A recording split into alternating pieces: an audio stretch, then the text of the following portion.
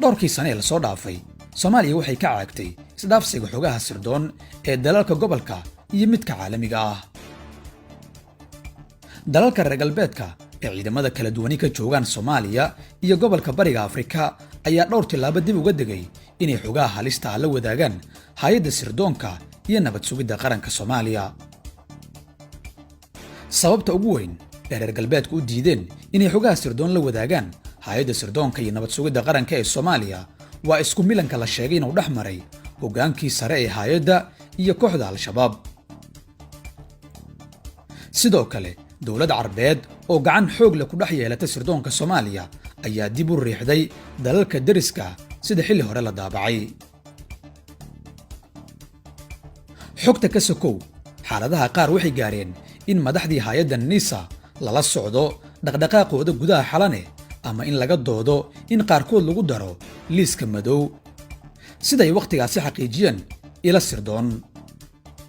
maamulkii madaxweyne Farmaajo wuxuu dhowr jeer isku dayay inuu dalalka reer galbeedka ku qanciyo xog isweydaarsi, laakiin waxaa la xaqiijiyey in reer galbeedku arrintaasi ka cudur daarteen.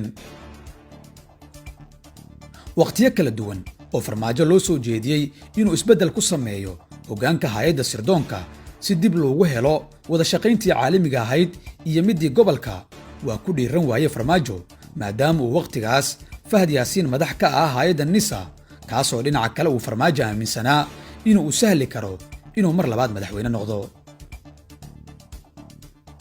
dhowrkii bilood ee u dambeysay xukunkii madaxweyne Farmaajo, hay'adda sirdoonka ee Soomaaliya waxay u muuqatay mid si weyn hoos ugu dhacday kadib markii Farmaajo iyo Roble isku qabsadeen cidda hogaaminaysa hay'adda.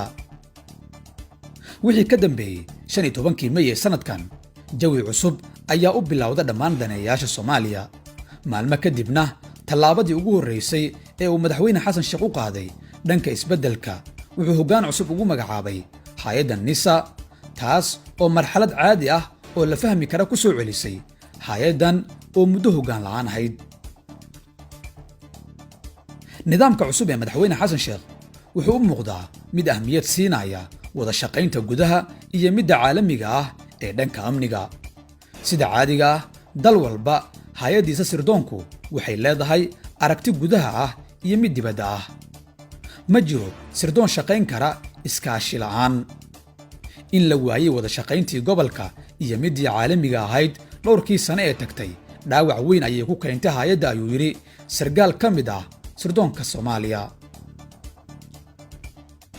ma sahlana in dunidu kugu tiraahdo xog laguguma aamini karo ama in lagugu tuhmo inaad cilaaqaad la leedahay ciddii la beegsanayay.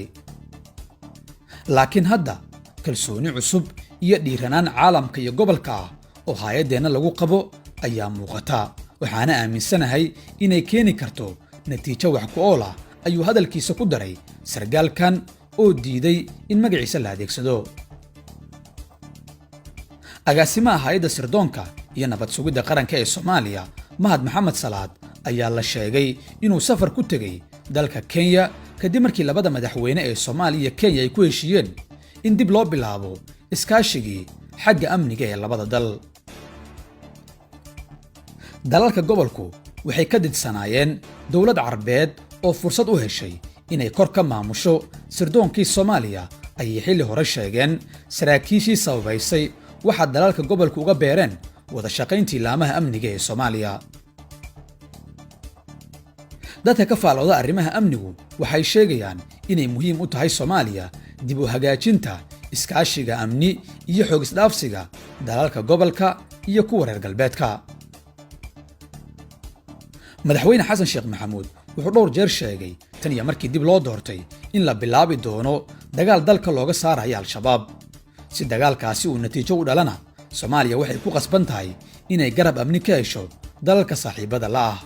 waana sababta ugu weyn ee uu madaxweyne Xasan Sheekh ahmiyadda u siinayo dib u hagaajinta iskaashiga iyo wada shaqaynta amniga ee dalalka reer galbeedka iyo kuwa gobolka ay leeyihiin falanqeeyaashu. maxay kula taadiga